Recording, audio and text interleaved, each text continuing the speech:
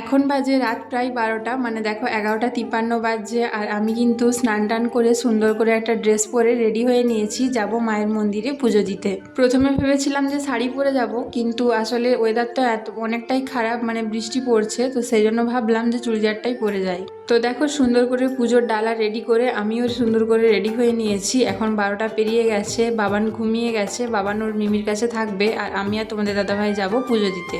আর বাইরেটা দেখো কতটা অন্ধকার, আর বুনু এখানে দাঁড়িয়ে আছে ঘুম ঘুম চোখ নিয়ে। আর ওদিকে দেখো তোমাদের দাদাভাই গাড়িটা বের করছে গোডাউন থেকে। প্রত্যেকদিন তো তোমাদের সঙ্গে আমি আমাদের বাড়ির পরিবেশটা সকালবেলাটা শেয়ার করি, তবে আজকে রাত্রেবেলাটাও শেয়ার করলাম।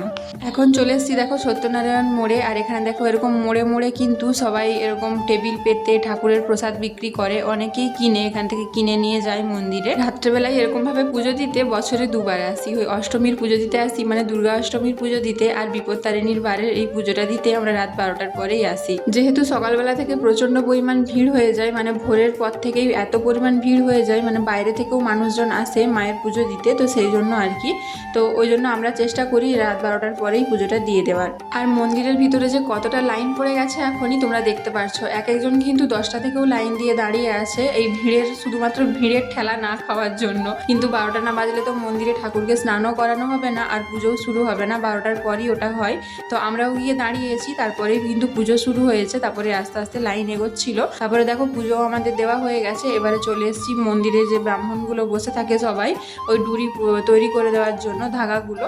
তো তাদের কাছ থেকে আমি প্রতি বছরই পুজো দেওয়ার পর একটা করে ধাগা পরে নিই, পরে তারপরে বাড়ি আসি। রাত্রেবেলা যেহেতু আমি আর তোমাদের দাদাভাই দুজনেই স্নান করে মন্দিরে গিয়েছিলাম, তাই দুজনেই মায়ের স্নান জল মুখে নিয়ে তারপরে ধাগা পরে প্রসাদ খেয়ে তারপরে বাড়ি চলে এসেছি। এই যে রাত্রেবেলায় ধরো পুজোটা দেওয়া হয়ে গেল, পরের দিন যে বিপত্তারিণীর বার আছে, পুজো দেওয়ার যে একটা মাথার উপরে চাপ, সেটা কিন্তু একদমই থাকে না। মানে সকালবেলায় ঘুম থেকে ওঠার পর থেকে এবার আস্তে আস্তে নিয়মিতভাবে কাজকর্ম করি, তারপরে স্নান করে পুজো দিয়ে তারপরে খাবার খাই। আর এদিকে দেখো তখন প্রায় রাত 2টো বেজে গেছে, কতটা পরিমাণ লাইন পড়ে গেছে দেখো, পুরো মন্দিরের একদম পিছন পেরিয়ে লাইন চলে যায়, মানে এত পরিমাণ লাইন পড়ে, মানে তোমরা চোখে না দেখলে বিশ্বাস করতে পারবে না। তো চলো এবার বাড়ি চলে যাই, বাড়িতে গিয়ে তারপরে এবারে চুল টুল শুকনা করবো, তারপরে ঘুমোবো। আর এই পাশে দেখো রাস্তা থেকে আমরা বাড়ি আসছি, আর ঠিক সেই টাইমে বৃষ্টিটা শুরু হয়েছে। আর তখন রাত্রেবেলায় কোথায় আর দাঁড়াবো বলো, তার থেকে বাড়ি চলে আসাই ভালো। তাই জন্য দেখো ভিজে ভিজেই বাড়ি চলে এসেছি। তো চলো আজকের ব্লগটা এখানেই শেষ করছি।